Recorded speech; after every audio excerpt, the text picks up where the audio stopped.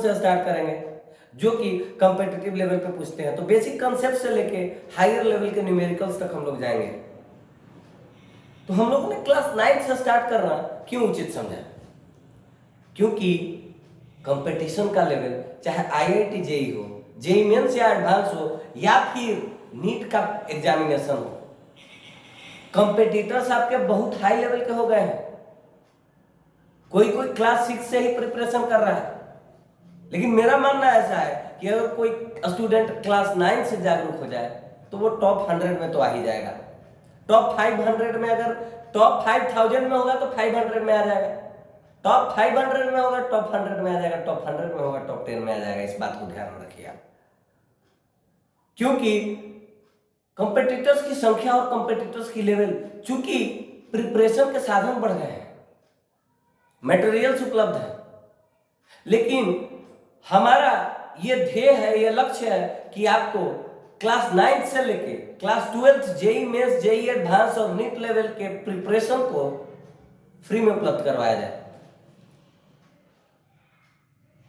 तो अभी से जो क्लास 11th में, क्लास 9 10th में है, उनके लिए सुनहरा अवसर है। अगर आप कोचिंग की सुविधा आपको मिल जाती है तो उत्तम है, अगर नहीं मिलती है तो और उत्तम है, क्योंकि मैं अब क्लास 9 से लेकर 12th तक जेई एडवांस लेवल तक के क्वेश्चन आपको कंसेप्ट के साथ साथ यहीं इसी यूट्यूब चैनल पर उपलब्ध करवा दूंगा। हो सकता है इसमें 1 साल का समय लग जाए, लेकिन 1 साल में पूर्ण होगा। आपके पास तो 2 साल 3 साल 4 साल समय है। क्लास 9th में जो उनके पास 4 साल समय है, क्लास 10th में है उनके पास 3 साल समय है, और क्लास 11th में है उनको 2 साल समय है। और क्लास 12th में जो है उनका अगर कुछ बेसिक छूट भी गया है, अगर वो टारगेट करके करना चाहते हैं तो उनके पास अभी भी 2 साल समय है। और अगर टारगेट वाले स्टूडेंट भी हैं तो मेडिकल में बहुत सारे चांसेस मिलते हैं।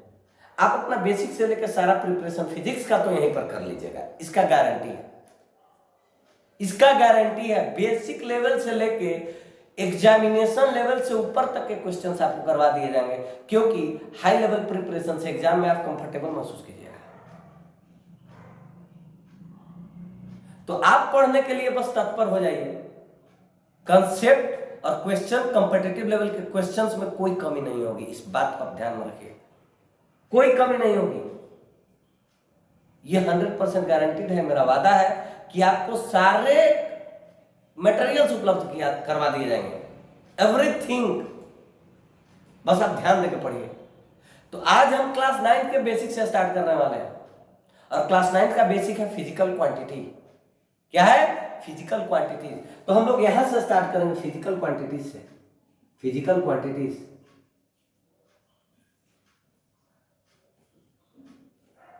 फिजिकल क्वांटिटीज, फिजिकल क्वांटिटीज होते क्या है? यूनिवर्स में बहुत सारे मैटर हैं। अब मैटर का बहुत सारा फिजिकल प्रॉपर्टी होगा। अब उस फिजिकल प्रॉपर्टी को आप मेजर कीजिएगा। जैसे मान लिया जाए कि हमारे पास ये मार्कर है, ये मार्कर है। अब इस मार्कर का कुछ मास हो गया, इसका एक फिजिकल प्रॉपर्टी हो गया mass. Mass is a physical property of a matter. Length is also a physical property of a matter. Temperature is also a physical property of a matter. उसमें से इलेक्ट्रिक करंट कितना पास हो रहा है, उसका संख्या कितना है, कोई भी ऑब्जेक्ट मूव कर रहा है उसका स्पीड क्या है, ये सारा फिजिकल प्रॉपर्टी है। तो फिजिकल क्वांटिटीज क्या होते हैं? Physical quantities are the properties of matter which can be quantified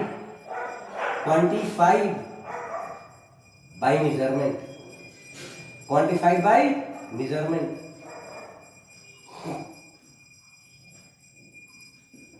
जिनको हम लोग माप सके, जिनको हम लोग मेजर कर सके। तो फिजिकल क्वांटिटीज क्या है? Are the properties of matter which can be quantified, जिनको क्वांटिटी में, उनका क्वांटिटी कितना है, इस फॉर्म में हम लोग एक्सप्रेस कर पाए। जैसे मान लिया जाए कि आपका कुछ लेंथ है, तो आपका लेंथ है, मान लिया जाए कि आपका लेंथ है, मान लिया जाए लेंथ ऑफ आप जो भी हो, मान लिया जाए कि 3 मीटर आपका लेंथ है। बहुत लंबा आपको बना दिए हम, बहुत लंबा बना दिए, आधी मानव बना दिए, छोड़ दीजिए इसको। मान लिया जाए कि आपका 2 मीटर अभी हाइट है, ये भी बहुत ज़्यादा है लेकिन चल सकता है, बहुत लंबे हो तो 2 तो हो गया आपका न्यूमेरिकल वैल्यू और मीटर हो गया आपका यूनिट। तो कोई भी फिजिकल क्वांटिटी इसी प्रकार से उसका कोई एक न्यूमेरिकल वैल्यू होगा और उसका कोई यूनिट होगा। जैसे मान लिया जाए कि आपके बॉडी का भी टेम्परेचर कितना है, तो आप बोलिएगा सर 37 डिग्री सेल्सियस। इसको केल्विन में 273.16 से जोड़ के बदल दीजिए और उसको ऐसा यूनिट में आप ला सकते हैं। लेकिन यहाँ पर भी आपको नजर आ रहा है एक न्यूमेरिकल वैल्यू है और एक यूनिट है।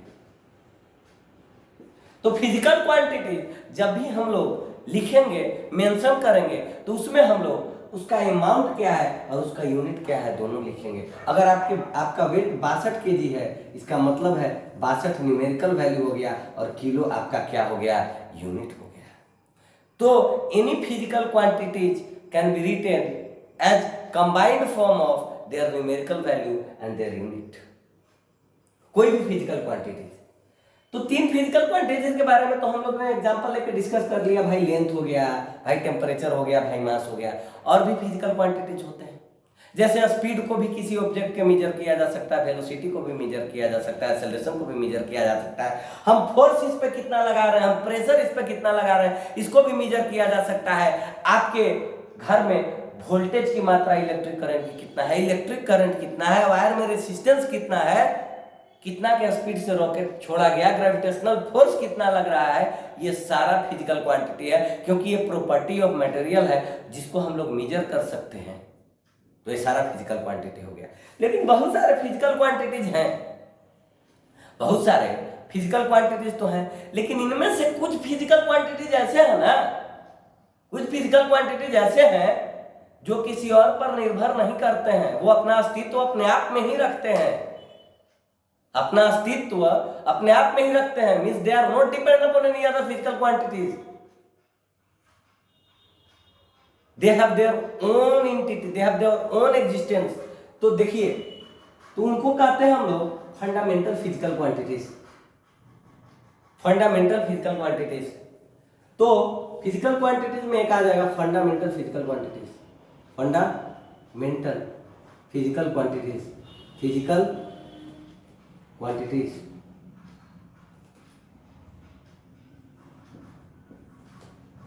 Those physical quantities which are independent of other physical quantities। independent मतलब दूसरे से आजाद हो, independent of other physical quantities, other physical quantities मतलब अदर फिजिकल क्वांटिटी से इंडिपेंडेंट हो, मतलब दूसरे पे डिपेंड नहीं करते हैं। तो ऐसे कितने फिजिकल क्वांटिटीज हम लोगों को पढ़ने हैं? फंडामेंटल या बेस फिजिकल क्वांटिटी 7। पहला हमारा हो गया मास, मास को ऐसा यूनिट में हम लोग किलोग्राम में मेजर करते हैं। दूसरा हो गया हमारा लेंथ, इसको हम लोग ऐसा यूनिट में मीटर में मेजर करते हैं। तीसरा हो गया हमारा टाइम, इसको हम लोग सेकेंड में मेजर करते हैं ऐसा यूनिट में। चौथा क्या हो गया हमारा, बताइए, टेम्परेचर, इसको हम लोग केल्विन में ऐसा यूनिट में मेजर करते हैं। पांचवा हमारा क्या हो गया, पांचवा हमारा हो गया amount of substance, amount of substance. जैसे इलेक्ट्रॉन का कितना नंबर है, कितना संख्या है, कितना है, उसको मोल में नापेंगे, कितना मोल एटम है, मॉलिक्यूल है। छठा जो हमारा है वो क्या हो जाएगा, इलेक्ट्रिक करंट, इलेक्ट्रिक करंट, इसको किस में मेजर करेंगे, एम्पियर में। सातवां हमारा हो गया ल्यूमिनस इंटेंसिटी, ल्यूमिनस इंटेंसिटी, इसको किस में मेजर करेंगे, कैंडेला में, CANDEL, कैंडेला, CD से इसको हम लोग रिप्रेजेंट करते हैं, कैंडेला हो गया। ये तो फंडामेंटल फिजिकल क्वांटिटीज है। अब मास किसी और पे डिपेंडेंट है क्या, मास मास है भाई, लेंथ लेंथ है, टाइम टाइम है। इलेक्ट्रिक करंट है, टेम्परेचर है। लेकिन अगर हम लोग बात करें कि भाई मान लीजिए डिस्टेंस निकालना है तो लेंथ में निकलेगा, हाइट निकालना है लेंथ में निकलेगा, मास निकालना है मेजर कर लेंगे, कितना टेम्परेचर है डायरेक्ट मेजरमेंट। लेकिन कुछ डायरेक्ट मेजरमेंट से काम नहीं चलेगा, कहीं कहीं पे हम लोगों को इसमें से 2, 3, 4 या उससे भी ज्यादा हो सकता है, अब डिपेंड करता है किस फिजिकल क्वांटिटी को निकालना है। जैसे बेसिक एग्जांपल ले लेते हैं, डिस्टेंस और टाइम तो हमारा फंडामेंटल हो गया क्योंकि एक लेंथ है एक टाइम है।